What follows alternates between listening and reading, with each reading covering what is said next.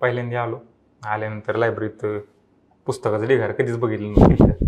पुस्तकाचं ढिगारच बघितलं. आयला म्हणलं लई होते. मला प्रेशर आला पहिल्यांदा 3-4 दिवसातच मला लई प्रेशर आला की नाही आपल्याला जुळण का नाही, एवढी पुस्तकं म्हणजे ही शक्यच नाही म्हणलं. इतकी पुस्तकं वाचणं हे लक्षात ठेवणं शक्यच नाही. म्हणजे मला शाळेत अजून कधी 70% पडलं नाहीत म्हणलं. ही पुस्तकं ही मार्क ही परीक्षा हे कसं व्हायचं. फिजिकलच्या एक 20 दिवस आधी मला काय वेळ झाली आणि फिजिकलच्या वेळेस मला फूड पॉयझनिंग, म्हणजे त्या दिवशीच त्याच्या आदल्या दिवशीच फूड पॉयझनिंग झालं. पाठा टाकायची कामं नाहीत केली कधी. म्हणजे अभ्यास करतोय तर अभ्यासच. आणि असं बी नाही की दिवसात मी 14 तास 15 तास, म्हणजे मला तर वैयक्तिक वाटतच नाही की 14 तास आणि 15 तास दिवसात अभ्यास होतो म्हणून. म्हणजे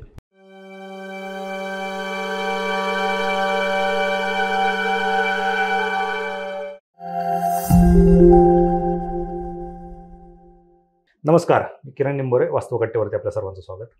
नुकतीच PSI 2022ची निवड यादी लागली आणि त्या निवड यादीमध्ये PSI पदी निवड झालेले प्रतीक तोरडमल आपल्यासोबत आहेत. सर, वास्तवकट्ट्यावरती आपलं स्वागत.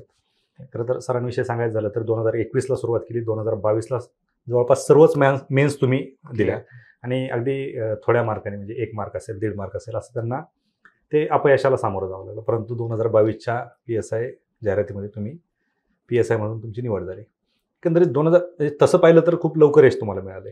2021ला सुरुवात केली, 2022ला तुम्ही राज्यसेवेची सुद्धा मेन्स दिली, PSIची मेन्स दिली, मला वाटतं ॲग्रीची पण मेन्स दिली आणि अशा वेगवेगळ्या पदांवरती तुम्ही थोड्या मार्काने हुलकावणी तुम्हाला दिलेली त्या पदांनी आणि आज फायनल तुम्ही PSI म्हणून सिलेक्ट झालात. काय वाटतंय? अपयश आधी मिळाल्यामुळं जी यश मिळाले त्याची किंमत आता जास्त आनंद वाटतोय. पहिल्या अटेम्प्टला मिळाला असतं तितका आनंद झाला नसता. 22ला जास्त आनंद झाला. त्याची किंमत पण राहिली नसती. किंमत पण राहिली. लवकर मिळाल्यावर किंमत राहत नाही ना, तो प्रकार झाला असता. कुठलीही गोष्ट असो. कुठलीही गोष्ट असो. पण तुमचं BSc ॲग्री झालं ना? हो सर. तर तुमचे ॲग्रीवाले सगळेच का बरं इकडे स्पर्धा परीक्षेकडे येतात? आता इंजिनिअरिंगचा विषय कसा आहे, इंजिनिअरिंगला बाहेर पडल्यावर त्यांना जॉब कंपन्या घेतात. कुठे इंजिनिअरिंगवाले पण सगळे MPSCत आलेत की नाही आता पण आहे. म्हणजे ॲग्रीपेक्षा तर त्यांची परिस्थिती बरी आहे. आम्हाला बाहेर पडल्यावर मार्केटिंग सोडून दुसरं काय राहिलंच नाही. म्हणजे शेती नाही तर ही, मग शेतीची परिस्थिती आपल्या इथं बघता ही बरं आहे. मग त्या हिशोबाने पोरं इकडे येतात बऱ्यापैकी. आणि जुना सिनियरच सांगणं किंवा जुना जी कल आहे ॲग्रीचा तो सगळा MPSCकडे असल्यामुळं आता मला बघून कुणीतरी, मी कुणाला तरी बघून आलोय, हे चालूच आहे. म्हणून तुम्ही म्हणजे सुरुवात कशी केली होती? 2020ला ग्रॅज्युएशन माझं झालं. 2020ला ग्रॅज्युएशन झाल्यावर काय गावाकडेच जी सगळी करीत होती निवांत राहणे, पार्ट्या, हीच काही असं माहीत नव्हतं. पण गावात आमच्या इथं पोस्ट होल्डर होते जे की STI होते, ते सुट्टीवर आलेले होते. त्यांनी राज्यसेवेचं त्यांचं चालू होतं. मग त्यांच्यासोबत मी बसायचो. बसल्या माझ्या लक्षात आलं की करू आपण. तिथून सुरुवात झाली हळूहळू. तिथं काही असा अभ्यास विषय झाला नाही, पण मला माहीत झालं की हे विषय, ही असं, ही परीक्षा अशी. मग 2021ला पुण्यात आलो जानेवारीत. आल्यानंतर 2-3 महिन्यांनीच दुसरं वेव आली, परत लॉकडाऊन, परत अभ्यास बंद. गावाकडे गेले की अभ्यास बंदच. मग सातत्य म्हणजे जे आपण कंटिन्यू म्हणू की अभ्यास तिथून सुरू झाला तर सेकंड फेज नंतर म्हणजे जून-जुलै 2021मध्ये चांगला अभ्यास सुरू झाला. तिथून पुढं मग प्री देत गेलो. तिथून पुढं पहिल्यांदा 2020ची सप्टेंबरला झाली, 2021ला मी 20चा फॉर्म भरला होता. म्हणजे फॉर्म भरताना किती मार्काचा हे बी मला माहीत नव्हतं की ही पेपर किती मार्काचा असतो, हे असं असतं. पण मी भरला होता असंच, म्हणजे डॉक्युमेंट पण त्यात अपलोड एक्सपायर झालेलंच नॉन क्रिमिनल ते होतं. भरला होता फक्त. 3-1 महिने चांगला अभ्यास केला. म्हणजे 3 महिने व्यवस्थित चांगला अभ्यास करून परीक्षा दिली तर 0.75 माझी 2020ची पूर्वपरीक्षा PSIची गेली. त्यात 3 आन्सर की लागल्या होत्या. ग्रॅज्युएशन चालू असतानाच फॉर्म भरला होता? म्हणजे ग्रॅज्युएशन चालू असतानाच फॉर्म भरला होता. आणि त्या 3ऱ्या कीला मी बाहेर पडलो. त्या 3 की लागल्या होत्या 2020च्या वेळेस. त्यात मी 3ऱ्या कीचा आउट झालो. मग त्याच्यानंतर 2021 म्हणलं आता STIच्या जागा आल्यात, आता PSIने आता STI करू. 2021ला STIसाठी अभ्यास चालू केला. आणि त्याच्या आधी 2021च्या कंबाईनच्या आधी 2021ची राज्यसेवा झाली महिनाभर आधीच. आणि तेव्हा माझा स्कोर म्हणजे 236 आला होता राज्यसेवेचा. मग मला सगळी म्हणली की तू राज्यसेवाच पास होशील. मग लगेच राज्यसेवा मुख्यचा अभ्यास चालू केला. 236 होता. त्यावेळेस पण दुसऱ्या आन्सर कीत लय फेरफार झालं. 225च्या आसपास स्कोर झाला, 228 लागलं. मग आणि तर ती राज्यसेवा झाल्यानंतर परत 15 दिवसांनी एसटीच्या 600 जागा झाल्या. मग 15 दिवस राज्यसेवेची मेन्स केली. म्हणलं आता एसटी करू परत, म्हणजे परत 15 दिवसांनी परत कंबाईनची पूर्व चालू केली. मग ती दिली. त्यात पण 50.50 पहिल्या कीनी स्कोर आला. परत सेम दुसऱ्या आन्सर कीची स्टोरी. 5-6 मार्क कमी झाले. 45 पॉईंट समथिंग माझं मार्क झालं. 46 पॉईंट काहीतरी 50 का काही मेरिट लागले. म्हणजे 1/6 मार्कांनी ती पण पूर्व परीक्षा गेली. आणि म्हणलं काही सेकंड आन्सर की आपल्याला धार्जिनच नाही. आता काय करायचं? मग म्हणलं आता 2022 शेवटचा अटेम्प्ट काय असेल ती. एवढ्या लवकर? हा, म्हणजे परीक्षा तर 2-3 देऊन झाल्या ना. आपल्याला स्वतःला पडताळायला 2-3 परीक्षा पुरेशात असं मला वाटलं. मग म्हणलं शेवटचा अटेम्प्ट, कारण आपली प्रीच निघा ना. मग मेन्सचे 2 पेपर, फिजिकल, इंटरव्ह्यू, जर 3-3 प्रयत्न जर मी एकाच प्रीला देत असलो तर तुलनेने मुख्य परीक्षा अवघड असते. त्याला अजून 3 प्रयत्न, सगळे कॅल्क्युलेशन करून मला शेवटचा अटेम्प्ट देऊ. मग 22ला अटेम्प्ट शेवटचा, तर मग तयारी पण त्या हिशोबाने चालू केली. 22ला अभ्यास केला व्यवस्थित. आणि 22ला पूर्व परीक्षा जवळपास राज्यसेवेची, PSIची, ॲग्रीची, गटकची, 22ला सगळ्या पूर्व परीक्षा पास झाल्या. आणि मुख्य परीक्षा? आणि मग मुख्य आता ती पण आहे की सांगायची काही राज्यसेवा कर, काही सांगायची कंबाईन कर. आता जुना अनुभव होता, 15 दिवस राज्यसेवेची मुख्य. मग ठरलं की करू आता PSI करू. मग 2-3 महिन्यांनीच PSIचा पेपर होता तारखेनुसार. ते वर्षाने झाला, ती गोष्ट वेगळी. आणि मागच्या 2 ज्या मेन्स होत्या ते केलेल्या, पॉईंट रिझल्ट गेलं. त्याचा अर्थ म्हणजे 4 महिन्याचा जो कालावधीमध्ये असतो त्या 3 महिने मी स्वतःला मुख्याला समजतच होतो. रिझल्ट लागल्यावर कळलं की नाही बाबा आपण नाही. मग ती जी मी अभ्यास केला, मराठी, इंग्लिश, जी मुख्याची पुस्तकं माझ्या पहिल्या अटेम्प्टला हातात आली, मुख्य परीक्षेची पुस्तकं, मुख्याचा अभ्यास माझा आधीच चांगला होता. मग ज्यावेळेस 22ची मी कंबाईनची परीक्षा, पूर्व परीक्षा पास झालो, त्यावेळेस माझा पहिला पेपर आणि दुसरा पेपर असं 10-10 दिवसातच माझी वाचून सगळं सिलेबस कव्हर करून झाला. ह्या 2 ज्या परीक्षा मी नापास झालो त्याचा मला प्रत्यक्षरित्या चांगला फायदा झाला 22ला. बरोबर. कारण मुख्य परीक्षा ज्या तुम्ही दिल्या होत्या त्याचा अनुभव तुम्हाला पुढच्या या मुख्य परीक्षेत झाला. काय एकंदरीत तुमचे ज्यावेळेस आता तुम्ही अभ्यास करत होते, काहीतरी स्ट्रॅटेजी असेल, कारण तुम्ही एवढ्या लवकर पहिल्याच अटेम्प्टमध्ये प्रिलियमच्या जवळ गेलात किंवा काही प्रिलियम्स तुम्ही पास झालात. मुख्य परीक्षेला तुम्हाला अपयश आलं, तो भाग वेगळा आहे, परंतु कुठंतरी कमी वेळात तुम्ही यशाकडे आगेकूच केली होती. कशा पद्धतीने तुमची स्ट्रॅटेजी होती अभ्यासाची? तेच की, म्हणजे पहिल्या वेळेस जी मेन्सची पुस्तकं माझ्या हातात आली तीच खरं 22ला गेम चेंजर तीच ठरलं. म्हणजे माझं मराठी, इंग्लिश 3-3, 4-4 दिवसातच 22चं व्हायचं आणि आम्हाला वर्षभर वेळ भेटला होता. मग पहिल्यांदा 3 महिने मी केलं चांगलं, पण परीक्षा जशी पुढे जायला लागली तसं मग मी पण रिलॅक्स. पण परीक्षा जवळ आल्यानंतर जी आपली PYQ आहेत, PYQचा चांगला अभ्यास, त्याच्यानंतर PYQ जवळपास माझे सगळंच पाठ झालं. म्हणजे गेल्या 7-8 वर्षातलं PYQ मी बघितलं की सांगायचो, म्हणजे पर्याय न बघता सांगायचं हे जे AC असं माझं इतकं पाठ झालं. त्याचं पेपरला गेलं की ती मला असं सॉफ्टवेअर सारखंच झालं की हेच असं टिक करीतच चाललो होतो. म्हणजे माझं पेपर पहिल्याला मराठी इंग्लिशच्या पेपरला माझं 10 मिनिटं शिल्लक राहिलं होतं पॅसेज वाचून. म्हणजे विद्यार्थ्यांना वेळ पुरत नाही, तुमचे 10 मिनिटं शिल्लक राहिले. काय बरं असं काय आहे की जेवढ्या अधिकाऱ्यांच्या मुलाखती घेतो प्रत्येक अधिकारी म्हणतात की PYQ प्रिव्हियस इयर क्वेश्चन पेपरवरती तुमची कमांड असली पाहिजे, तरी कित्येक विद्यार्थी त्याच्याकडे दुर्लक्ष करतात. एकतर ती PYQ वाचायला झिटी ती आपण म्हणतो ती बाबा काय असं वाचावंच वाटत नाही ती, त्याच्यामुळे एक तर दुर्लक्ष मी बी करायचो. पहिले 1-2 अटेम्प्टला दुर्लक्ष करायचो मी पण नंतर लक्षात आलं की ही जी पॉईंटनी जाते ती सगळं PYQ देते. आता काही प्रश्न तर हायशी रिपीट होत जाते. म्हणजे 23च्या पूर्व परीक्षेला कंबाईनच्या गणित रिपीट झालं. म्हणजे मॅथ रिजनिंगमध्ये एक प्रश्न आहे असा पर्याय असा रिपीट झाला. ज्याने PYQ बघितल्या 2 वर्षापूर्वीचाच प्रश्न होता. ज्याने PYQ बघितल्या 1-1.5 मिनिट वाचला ना, मोठं कॅल्क्युलेशन वाचलं आणि डायरेक्ट उत्तर सापडल्यामुळे तो कॉन्फिडन्स वेगळाच, म्हणजे तरावडाला मावळा गावल्यासारखं तो कॉन्फिडन्स एक वेगळाच. मग जर असे प्रश्न रिपीट होत असले असं तर मुद्दा पण म्हणजे चॅप्टर आता की एखादा मुद्दा असला तर जर गेल्या वर्षी एखादा प्रश्न आला असला त्याच्या अवतीभोवतीच पुढच्या वर्षी प्रश्न असतो. म्हणून PYQ लय गरजेचे आहेत आणि PYQ वरूनच काय वाचायचं ही कळत आहे. नाहीतर आपली पुस्तकं सर 1000 पानाची काय पुस्तकं आहेत, 700-800 पानाची पुस्तकं, म्हणजे 300 पानाच्या खाली तर पुस्तकच नाही आपल्यात. मग जर तुम्हाला नेमकं वाचायचं काहीच कळलं नाही तर 300 पानं 700 पानं शक्यच नाही ना, हे आपल्याला सरदोपट वाचणं शक्यच नाही सरळ सरळ. म्हणून पीवायक्यूचा आधारच पुस्तकं वाचायला पण आपल्याला पीवायक्यूचाच आधार पाहिजे आणि एक हातोटी पण येते प्रश्न सांभाळायची.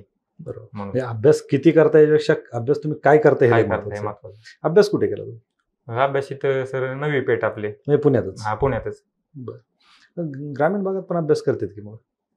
ग्रामीण भागात करतात पण तिथं जरा आमच्या गाव जरा ओळखी जास्त येतं. मी सोशली तिकडे जरा जास्तच ऍक्टिव्ह आहे. सारखं पोरात आहेत. मग त्यामुळे आपलं काय तिकडे तुमचं गाव जरा जास्तच ऍक्टिव्ह असतं. तुम्हाला माहितीच असेल. ठीक आहे. ज्यावेळेस तुम्ही अभ्यास करायला कर्जतवरून पुण्याला आलात, काय म्हणजे असं वाटलं का की आपण काहीतरी वेगळं, कारण तुम्ही ऑलरेडी कोल्हापूरला तुमचं BSc ॲग्री झालेलं आहे. पुण्यामध्ये येऊन अभ्यास करायला कुठे मॅच व्हायला वेळ लागला? लागला ना. पहिल्यांदा आलो. आल्यानंतर लायब्ररीत पुस्तकाचं ढिगार कधीच बघितलं नव्हतं. पुस्तकाचं ढिगारच बघितलं. आयला म्हणलं लई होते. मला प्रेशर आला. पहिल्यांदा 3-4 दिवसातच मला लई प्रेशर आला की नाही आपल्याला जुळन का नाही, एवढी पुस्तकं कशी म्हणजे वाचायची? ही शक्यच नाही म्हणलं. इतकी पुस्तकं वाचणं हे लक्षात ठेवणं शक्यच नाही. मग मी इथे एक आमचे रिलेटिव्ह होते त्यांना भेटायला गेलो. म्हणलं इथं लय आवड आहे, लय जुनी पोरं येतं, लय हुशार पोरं येतं, इतकी पुस्तकं येतं. म्हणजे मला शाळेत अजून कधी 70%च पडलं नाहीत म्हणलं. ही पुस्तकं ही मार्क ही परीक्षा हे कसं व्हायचं. इथं आल्यावर आलतं पण हळूहळू करायला लागल्यावर कळलं की इथं बी अर्धी म्हणजे इथं मला म्हणजे सिरियस करणाऱ्यांची संख्या बी दिसतात सगळी पुस्तकं ढिगारे, पण वाचणारी बी कमी येतं. व्यवस्थित अभ्यास करणारी पण पोरं तशी तुलनेने कमीच आहेत. म्हणजे मुख्यला असणारा मुलगा दरवेळेस मुख्यला आपल्या इथं आता 4-4 मुख्य 5-5 मुख्य सलग देतात आणि प्री टू प्रीची पोरं पण वेगळीच आहेत. म्हणजे दरवेळेस प्रीलाच प्री टू प्री म्हणून म्हणलं हे एकदा प्रीचा साचा तुटला की काय वाटलं नाही परत, म्हणजे प्रीच तर काय वाटतच नव्हतं. बरोबर. तुम्ही ज्यावेळेस तुमची प्रिलियम झाली, मुख्य झाली, नंतर मात्र फिजिकलला तुम्हाला बरेच दिवस वाट पाहावं लागलं. काय अनुभव होता त्यावेळेस? फिजिकलला सर आता शरीरयष्टी माझी एक फिजिकलचीच असल्यामुळं मला काय अशी विशेष काही फिजिकलची अडचण नव्हती. पण मी नेमकं फिजिकलच्या दिवशी 2 दिवस आधी म्हणजे फायनल फिजिकल प्रॅक्टिसला तर मला काही विशेष अशी अडचण आलीच नाही. म्हणजे वजन पण माझं कमी, उंची जास्त, म्हणजे पुलअप्स सगळं माझं व्यवस्थित होत होतं. पण फिजिकलच्या एक 20 दिवस आधी मला काय वेळ झाली आणि फिजिकलच्या वेळेस मला फूड पॉयझनिंग म्हणजे त्या दिवशीच त्याच्या आदल्या दिवशीच फूड पॉयझनिंग झालं. मग तिथं जाऊन एक्सटेन्शन घेतलं होतं 5-6 दिवसाचं. परत माघारी येऊन परत फिजिकल दिलं. मिळालं होतं एक्सटेन्शन मिळालं, सर्टिफिकेट ते नेलं सगळं आणि खरंच ॲडमिट होतो. आणि म्हणजे 800 इथं बसून जे वाटते काय नाही 800 पळू, आधी मला बी वाटायचं काय नाही 800 पळू. पहिलं 400 कंप्लीट केल्यावर मग कळतं काय 800. वाटलं होतं असं की आपण रिझल्ट यायच्या आधी PSI हो?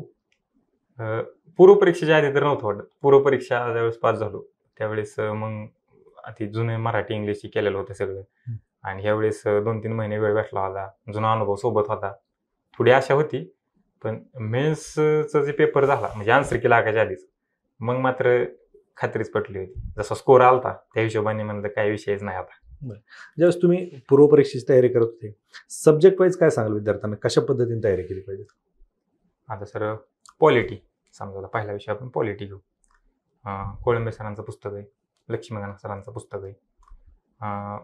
पॉलिटी हा असा विषय आहे की पुस्तकाच्या बाहेर प्रश्न जायचे लय कमी चान्सेस आहेत. म्हणजे काही करंट रिलेटेड असलं तर विधेयक वगैरे काय असलं मांडलेलं तर, अदरवाईज जी येणार आहे ते पुस्तकातच येणार आहे. तुम्ही पुस्तक कसं वाचता ह्याच्यावर आहे. बरोबर. तुम्ही जर पुस्तक नीटच वाचलं तर प्रश्न 100% तुमचे बरोबर येणार. आणि मग पाट्या टाकायची कामं केली वाचताना म्हणतो आपण इलेक्शन आहे काय PYQ आहे काय नाही तर मग अवघड आहे. म्हणजे पॉलिटीसारखा विषय जिथे तुम्हाला 100% आउटपुट येण्याचे चान्सेस आहेत. म्हणजे 10 पैकी 10 किंवा 15 पैकी 15 प्रश्न बरोबर येण्याचे तुमचे 100% चान्सेस. कम्पॅरेटिव्हली सायन्स करंट इथून प्रश्न फुलटॉस येऊ शकतो. म्हणजे 10 प्रश्न तुमचं जे रेफरन्स बुक आहे त्याच्या बाहेर येऊ शकतात. तसं इथं 15 पैकी जवळपास 14 प्रश्न तुमचे तेथूनच येणार आहेत. तुम्ही कसं वाचताय त्याच्यावर आहे. म्हणून असे विषय काळजीपूर्वक बारीक PYQचा सगळा अभ्यास करूनच वाचले पाहिजे. मग आपला अर्धा लोड कमी होतो ना. जर एखाद्या विषयात 13-14 बरोबर आले तर 50च्या टोटलला तुम्हाला रथाचं 35-36 मार्क. बरोबर. ते विषय तसे करायचे. आता भूगोलात पण मग भूगोलात काय लय काय कन्सेप्ट वगैरे वारे बिरे सोडले तर बाकी कुठं लय काय कन्सेप्ट नाहीत. मग जिथं सरदोफट पाठांतर आहे तिथं तुमचं पाठांतर पाहिजे. म्हणजे लय कन्सेप्ट आणि लय अनालिसिस, लय पण कंबाईन सारख्या परीक्षेत लय काय असं गरजेचं नाही.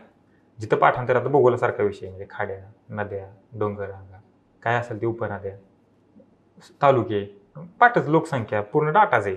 चार्ट करूनच पाठ करायचं. म्हणजे मी तर तसंच केलं, जिथं चार्ट सरधोपट पाठ. बरं. आपल्याला कसं आहे काय ह्याच्यापेक्षा गोल आपला बरोबर झाला म्हणजे Marks विषय येणं म्हटलं. महत्त्वाचं. गोल बरोबर झाला की संपला विषय. का कसा भूगोल झालं, पॉलिटी झालं, इतिहासाला पण समाधान महाजन सरांचं पुस्तक होतं. तिथं पण बऱ्यापैकी म्हणजे थोडं जिथं समजून घ्यायचं तिथं समजून सरदोपट पाठांतरच. म्हणजे माझं तर पाठांतरावर लय जोर असायचं. इतिहासाचं पण मी पुस्तक घ्यायचो, डबल रिपीट वाचायचं. वाचल्यावर ते होतं हळूहळू पाठ. म्हणजे भूगोल, इतिहास हे पाठच. म्हणजे बऱ्यापैकी गोष्टी मी पाठ केल्या. आणि सायन्स थोडं ॲग्री बॅकग्राऊंड असल्यामुळे सायन्स कम्पेरेटिव्हली जरा बायोलॉजी ही तो बाकीच्यांपेक्षा थोडं, आमचा एक ॲग्रीचा एखादा प्रश्न असतो, एखादा रोगाचा तो एक प्लस पॉईंट. हा, मग सायन्स पण होऊन जायचं. म्हणजे ॲव्हरेज चालायचं सायन्स. आणि मग ही पॉलिटी, इतिहास इथं पाठांतर, आणि इकॉनॉमिक्स जिथं कन्सेप्ट आहे. आता इकॉनॉमिकचं कन्सेप्ट आहे तर इकॉनॉमीच्या म्हणजे कन्सेप्ट यूट्यूब झालं किंवा आपलं PYQ कोणी एक्सप्रेशन घेतलं असलं ती बघायचो. आणि त्यातून म्हणजे कन्सेप्ट क्लिअर झाल्याशिवाय इकॉनॉमिक्समध्ये काय मजा नाही. तसं इकडे भूगोलाला कसं नाही काय कळलं, पाठ केली जर लोकसंख्या ही आपलं सगळं पाठांतराचंच आहे तरी जुळून जाते. पण इकॉनॉमिक्समध्ये मग थोडं व्यवस्थित कन्सेप्ट करूनच इकॉनॉमिक्समध्ये पण डाटा आहेच. कंबाईन म्हणजे तुम्हाला पाठांतराला पर्यायच नाही. म्हणजे बरोबर, काही नाही कळलं तरी जमन, तुम्हाला पाठ झालं म्हणजे झालं. बरेच विद्यार्थी मॅथ रिजनिंग ऑप्शनलला टाकतात. म्हणजे परीक्षा जवळ आल्याच्या नंतर किंवा इव्हन राज्यसेवेसाठी पण CSAT हा विषय क्वालिफाईंग झाला तरी तो परीक्षा जवळ आल्याच्या नंतर किंवा मग दिवसात कुठेतरी 1-2 तास त्या विषयासाठी देतात. तुम्ही काय करायचं? आता नवीन पॅटर्ननुसार आता मॅथ रिजनिंग प्रीला आपल्याला पूर्व परीक्षेला कंबाईनला 20 मार्क आलाय आणि मुख्य परीक्षेला 22 मार्क आलाय. म्हणजे मॅथ रिजनिंग, सांख्यिकी सगळं मिळून ते 22 मार्क आलाय. मग हे 20 प्लस हे 22 42 मार्क. आणि आपल्याला प्री 100 मार्काची, मेन्स 200 मार्काची. म्हणजे 200 मेन्सला गोल आहेत आणि प्रीला 100 गोल. आपल्याला सगळे 300 गोल करायचे. 300 गोलमध्ये 42 गोल एकाच विषयाचे. मग आपण त्या विषयाला किती वेटेज दिलं पाहिजे? आणि तुम्ही म्हणला तसं की मॅथ रिजनिंग थोडं साईडला टाकलं जातं किंवा रात्री जेवल्यावर बघू. बरोबर, हे दिवसाचं काय, रात्री जेवल्यावर बघू, थोडं सोडवू. मग ती 42 मार्काचं हे लक्षातच आहे ना. म्हणजे 300 पैकी 42 कम्पेरेटिव्हली हे बाकीच्या विषयांपेक्षा जास्त आहे. मग त्या हिशोबातच त्याला वेळ पण दिला पाहिजे. बरं, आता हे झालं प्रिलियमचं, पूर्व परीक्षा. मुख्य परीक्षेला कशी तयारी केली तुम्ही? आता मुख्य परीक्षेचं माझं काय झालं, 20चा रिझल्ट पॉईंटने गेलता, 21चा रिझल्ट पण प्री पॉईंटने गेलते दोन्ही पण. म्हणजे 4 महिन्याचा जो आपल्याला कालावधी असतो 3 महिने मी मेन्सच करत होतो. त्यामुळे माझं मराठी इंग्लिश 22ला येतानाच एक चांगलं झालं. मराठीला काय, म्हणजे मराठीला तर मला जे कोणी विचारेन त्यांना सांगायचं की काहीच नाही, फक्त रिपीट वाचन. म्हणजे वाळंबे, तुम्ही ती मोरा वाळंबे सरांचं जे पुस्तक आहे ते तुम्ही, माझं म्हणणे 50 वेळा तरी वाचलं पाहिजे. म्हणजे माझं 50च्या प्लस गेलं असं.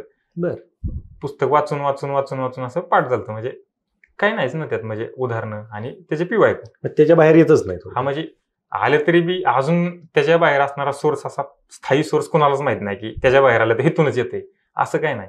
त्यामुळे सगळ्या मार्केटमध्ये तीच पुस्तक आहे. त्याच्या बाहेर आलं तो आपल्याला नाही तर ते कोणालाच येत नाही. म्हणजे तो एक सोर्स चांगला आहे.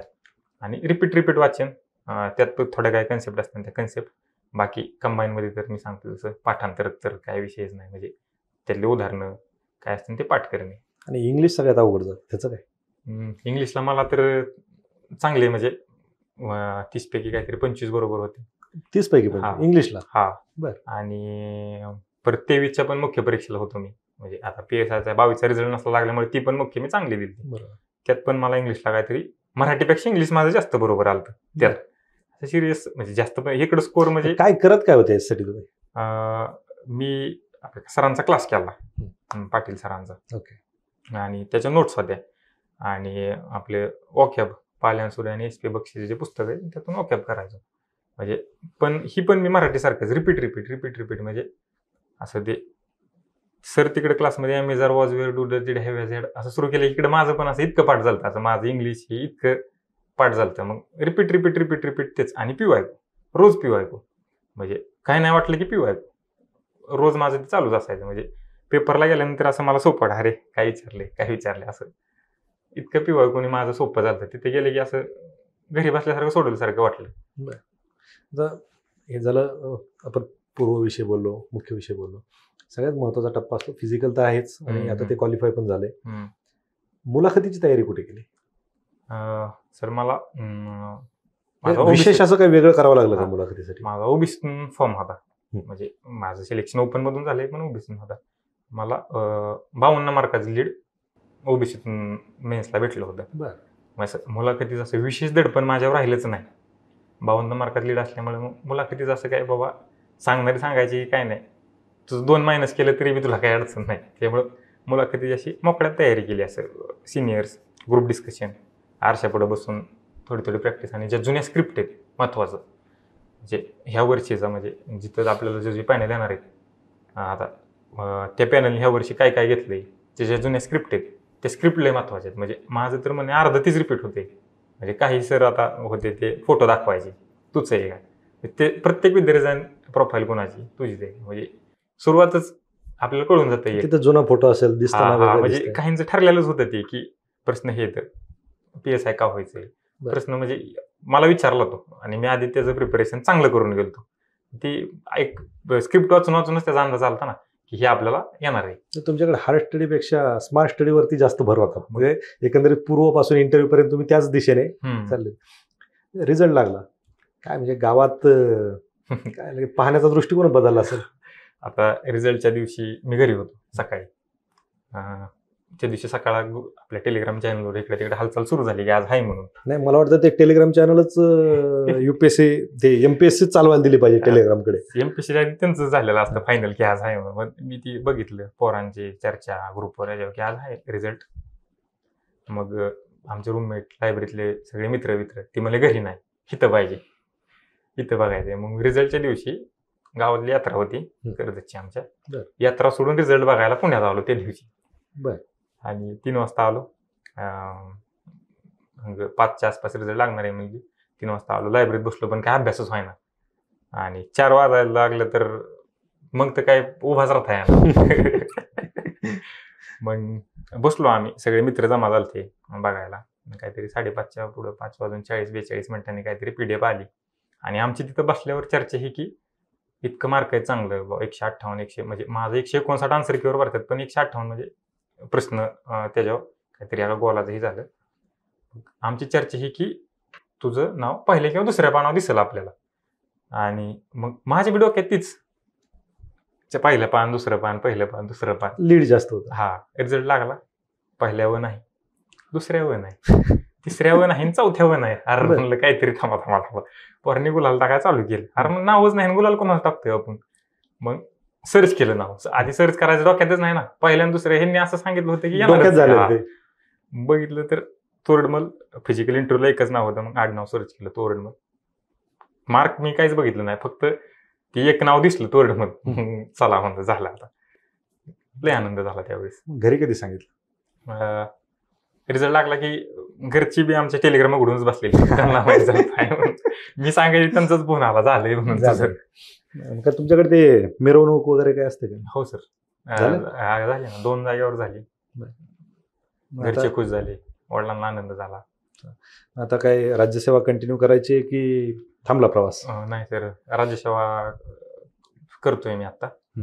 आधी मुख्य दिलेली त्यामुळे थोडा अनुभव आहे. मोठ्या ह्याच्यापेक्षा मोठं काहीतरी मिळवण्याचा प्रयत्न करू. मला एक सांगा, आता तुम्ही ज्यावेळेस अभ्यासाची तयारी करत होते, MPSCची तयारी करत होते, आज तुम्ही PSI झाला, काय नक्की अशा काय चुका होतात जेणेकरून विद्यार्थ्यांना रिझल्ट येण्यासाठी, म्हणजे अभ्यास भरपूर करतात तुम्ही पाहता की लायब्ररीमध्ये सकाळी 7 ते रात्री 12 पर्यंत अभ्यास करणारे विद्यार्थी असतात, तर कुठंतरी त्यांचे रिझल्ट येताना दिसत नाहीत. आज तुम्ही 2021ला आलात, 2011 पासून अभ्यास करणारे पण आहेत, ते कुठेतरी त्यांना अपयश पचवावं लागतंय. काय चुका होतात अशा की विद्यार्थी 8-10 वर्ष याच्यामध्ये घालवतात? ते PYQचा अभ्यासाला टाळाटाळ करणे म्हणजे बऱ्यापैकी तर हेच आहे. आणि त्याच्यानंतर सातत्य, कंटिन्यू अभ्यास, म्हणजे एखाद्या 1-2च वर्ष जर कंटिन्यू अभ्यास केला सातत्याने तुकड्यात करण्यापेक्षा, तर ते याच्यापेक्षा म्हणजे बरं पडतं. सारखं 6-6 महिने वर्षातनं 6-6 महिने अभ्यास करण्यापेक्षा जर 2 वर्ष सलग केला तर 2 वर्षात होऊन जाते सगळं. आता माझं वैयक्तिक 2 वर्षात चांगल्या मार्काने म्हणजे रँक 44 तशी चांगलीच आहे. चांगल्या मार्काने पास झालो 2 वर्षात, की सातत्यपूर्ण अभ्यास म्हणजे पाठा टाकायची कामं नाहीत केली कधी. म्हणजे अभ्यास करतोय तर अभ्यासच. आणि असं बी नाही की दिवसात मी 14-14 तास, 15-15 तास, म्हणजे मला तर वैयक्तिक वाटतच नाही की 14 तास आणि 15 तास दिवसात अभ्यास होतो म्हणून. म्हणजे 8-10 तास कधी कधी व्हायचा, 10 तास बी व्हायचा कधी कधी.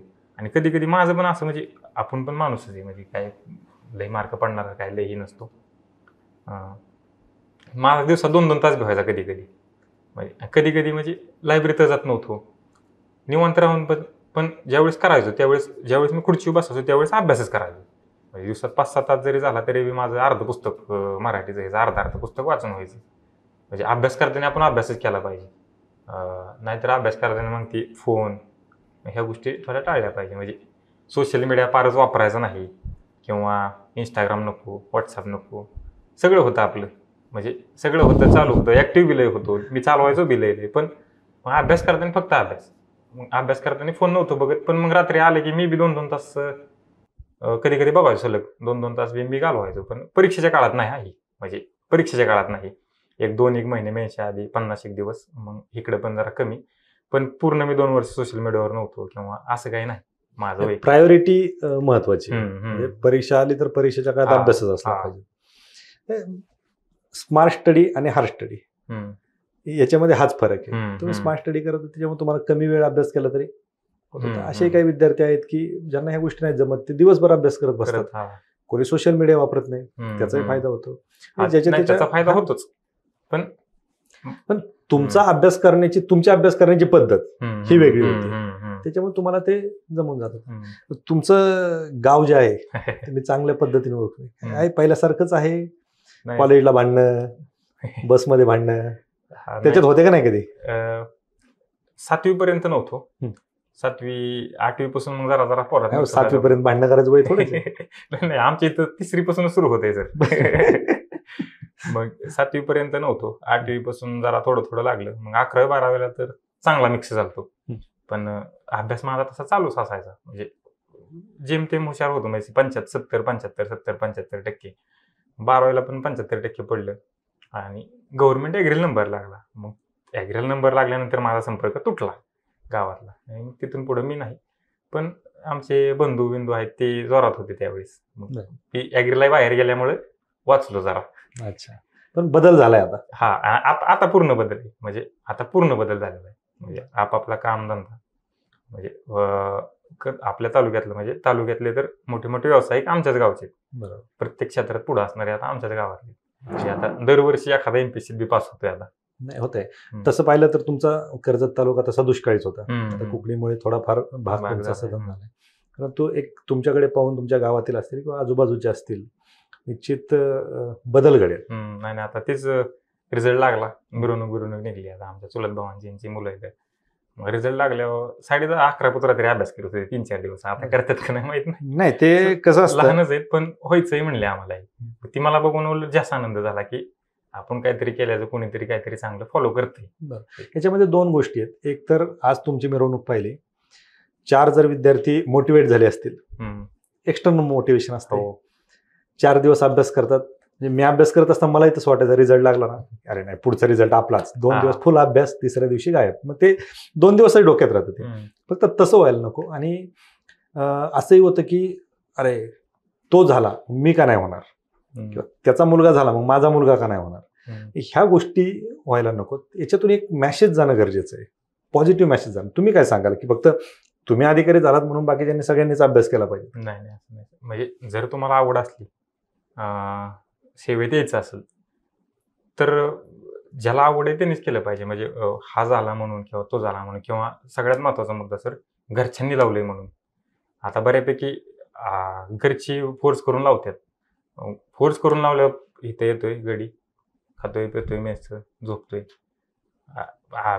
तारीख आली की तात्पुरता अभ्यास करतोय, परत निवांत. म्हणजे असं फोर्स करून लावलं की पोरं मग करीत नाहीत. म्हणजे करत नाहीत. म्हणजे आवडही पाहिजेत हो. आणि स्वतःला ओळखताही आलं पाहिजे आलं त्याच्यात पाहिजे आपला आपल्याला. कल कुठं आहे हम्म, आणि आल्याच्या नंतर स्वतःला किती वर्षात आजमावायचं हम्म, हे देखील जसं तुम्ही सुरुवातीला म्हणले की 2 वर्षात हम्म. तुम्ही हा शेवटचा अटेम्प्ट होता हम्म, तुमचा. म्हणजे माझं वैयक्तिक म्हणणं हेच आहे की जर 2 किंवा 3 अटेम्प्टमध्ये जर तुमची फ्री एखाद्या प्रश्नाच्या जवळ येत नसेल तर आपण विचार केला पाहिजे. नक्कीच. निश्चितच खरं तर तुम्हाला हे जे यश मिळाले हे तुमचं यश आहेच, परंतु तुमच्या गावासाठी म्हणा किंवा तुमच्या तालुक्यासाठी ही अभिमानाची गोष्ट आहे. जसं आपण पाहतो की मागच्या काही अधिकाऱ्यांमुळे भरपूर विद्यार्थी या क्षेत्रात लोटले, परंतु तुम्ही जे काही वास्तववादी सल्ले दिले त्याच्यामुळे कदाचित विद्यार्थ्यांनी स्वतःला ओळखून या क्षेत्रात आलं पाहिजे, स्वतःला आजमावलं पाहिजे आणि कुठं थांबायचं हे देखील ठरवून आलं पाहिजे. निश्चित तुम्हाला पुन्हा एकदा PSI झाल्याबद्दल शुभेच्छा आणि तुमच्या पुढच्या राज्यसेवेच्या प्रवासासाठी खूप खूप शुभेच्छा. आपण वास्तव कट्ट्यावरती आलात आणि आपल्या विद्यार्थ्यांसोबत चर्चा केली त्याबद्दल थँक्यू. Thank you. धन्यवाद.